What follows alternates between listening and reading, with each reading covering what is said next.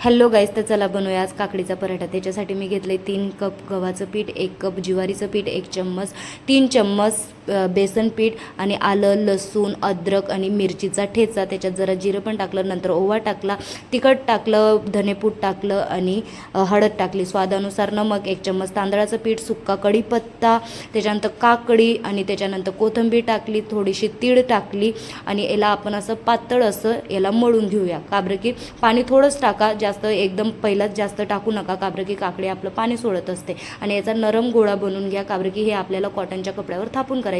याला पॉलिस्टरचा कपडा वापरू नका, काबरं की तो तव्याला चिपकतो। त्याच्यासाठी याला कॉटनचाच कपडा वापरा।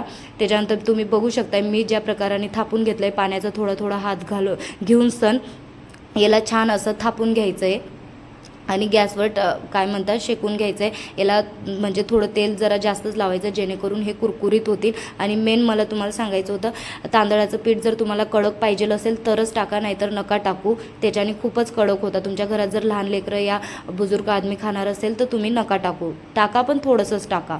जर तुम्हाला कुरकुरीत हवे असेल तर तुम्ही मग जास्त टाकू शकता। आणि हे पराठे खूप छान लागतात, तुम्ही याला दह्यासोबत या कैरीच्या चट्ट्यासोबत कशासोबत पण खाऊ शकतात। माझ्या चॅनलला सबस्क्राईब करा, भेटूया उद्या।